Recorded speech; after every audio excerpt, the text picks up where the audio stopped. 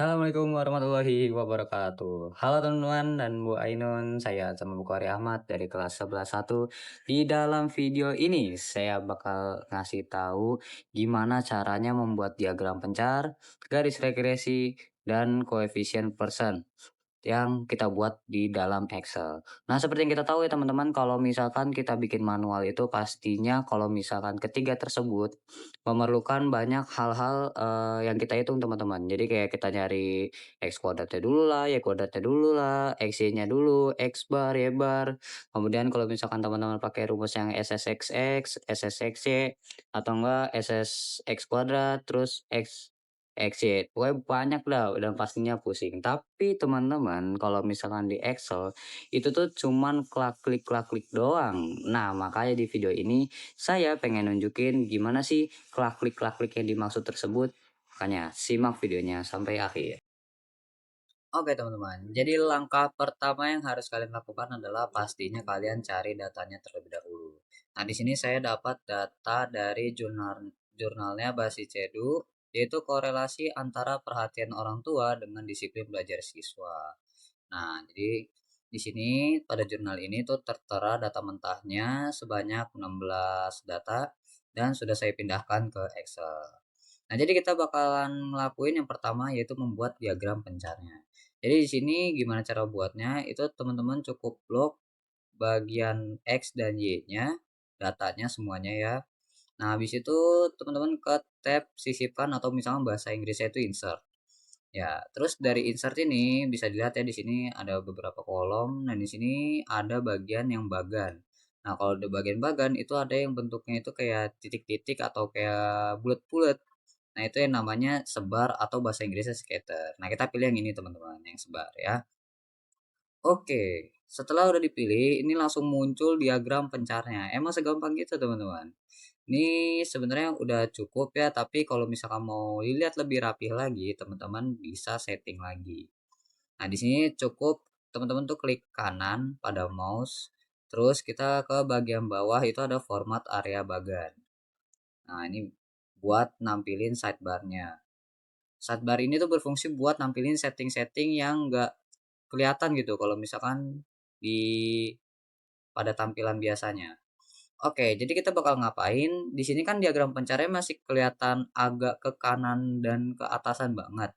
Nah, kita mau bikin tuh biar dia tuh kelihatannya agak menuhin kotaknya ini.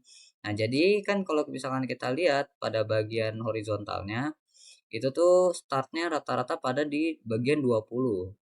Nah, ini gimana caranya? Kita pencet yang bagian ini bawahnya itu langsung ke select gitu ya semuanya ya teman-teman. Terus lihat di sidebar itu ada yang paling kanan yang bentuknya ada diagram batangnya. Ikonnya seperti itu. Ini kita pencet, habis itu kita ke yang opsi sumbu. Nah, di opsi sumbu ini kita atur batas minimumnya. Kan tadi kita lihat ya, startnya itu rata-rata pada di angka 20. Berarti kita ganti batas minimumnya ke 20. Berarti kita ganti aja dan boom. Nah, jadi udah kelihatan lumayan rapi ya teman-teman di sini. Nggak terlalu kosong di sebelah kirinya. Nah, kita lanjut ke bagian vertikalnya. Dia kan agak terlalu naik ya. Sama seperti yang tadi, ini kayaknya start di 20, jadi kita lakukan hal yang sama di bagian vertikalnya. Kita ke opsi yang paling kanan, terus opsi sumbu dan batas minimumnya kita ganti ke 20. Ini harus 20 apa bagaimana? Enggak, ini tergantung dengan diagram teman-teman ya. Kalau misalkan emang kelihatan pengen lebih rapi lagi, karena kan data teman-teman juga otomatis kan pada beda ya. Jadi ini adalah tutorial buat cara ngerapiinnya. Oke, seperti itu. Nah, lanjut di sini kayaknya buat diagramnya itu masih terlalu dempet-dempet ya. Berarti skala dari yang vertikalnya ini itu tuh masih terlalu besar, ya kan? Nah, berarti kita bikin skala yang ada di sebelah sini itu lebih kecil lagi dengan cara mengubah yang unitnya ini, unit mayornya. Nah, ini tuh skalanya teman-teman. Jadi kan ini makanya 20, 25 berarti skalanya 5. Nah, berarti saya mau ganti mungkin ke 2. Nah, ini lebih kelihatan lumayan rapi ya. Atau enggak teman-teman bisa ditarik-tarik nih diagramnya biar kelihatan lebih ada jaraknya, seperti itu. Nah, untuk diagramnya sebenarnya sudah jadi, ya, kemudian kita akan lanjut ke garis regresi. Nah, di sini kan belum ada gambar garisnya, ini apa digambarin sendiri pakai penggaris? Oh enggak, tentu enggak, teman-teman. Jadi di Excel ini pada bagian diagramnya itu kan di sebelah sini ada tanda plus. Itu teman-teman pencet. Nah, habis itu banyak kan pilihannya di sini, tapi teman-teman cukup ke bagian bawah yang tulisannya itu garis trend atau bahasa Inggrisnya itu trend line. Itu teman-teman checklist. Nah, dia bakalan muncul garisnya. Semudah itu, teman-teman. Nah, terus di sini sebenarnya ada settingannya lagi buat munculin persamaan garis regresinya, yaitu dari garis trend ini itu kan akan muncul sebuah panah kecil. Itu teman-teman pencet aja, kemudian ke opsi lainnya. Nah, dia bakal munculin sidebar yang tadi untuk membuka settingan lebih lanjut dan teman-teman cukup ke bagian bawah aja yang ada checkbox-nya ini. Nah, kalau misalkan udah baca nih ya, di sini ada tulisan tampilkan persamaan pada bagan. Nah, maksudnya itu persamaan regresi. Kita tinggal checklistin aja. Jebret, langsung ada persamaannya. Emang semudah itu kelak-kelaknya ya, teman-teman. Nah, kalau misalkan teman-teman pengen nampilin R kuadratnya juga, itu sebenarnya bisa. Kita coba lagi. Nah, di sini bagian bawahnya itu ada yang tampilkan nilai R kuadrat pada bagan. Nah, itu bisa juga teman-teman. Langsung muncul begitu saja. Oke, emang semudah ini cara membuat diagram pencar dan menentukan garis regresinya pada Excel. Nah, kemudian kita masuk ke yang ketiga, yaitu kita membuat korelasi persennya. Nah, berbeda dengan yang sebelum-sebelumnya, kan ini masih dalam lingkup diagramnya, teman-teman. Tapi kalau misalkan kita nyari korelasi persen, itu kita menggunakan rumus Excel. Nah, bagi yang belum tahu cara mengoperasikan rumus Excel itu sendiri, kita harus mengetik pertama sama dengan terlebih dahulu. Ini tuh buat open rumusnya gitu. Terus rumusnya apa, Bang? Nah, rumusnya itu adalah persen.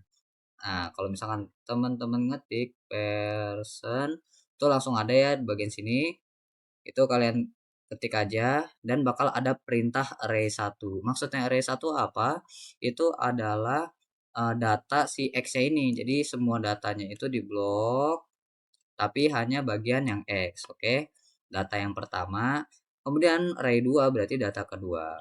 Nah, namun sebelum kita ke data kedua, di sini tuh ada pemisahnya, yaitu di sini kalau di Excel saya itu laptop, pemisahnya itu adalah titik koma.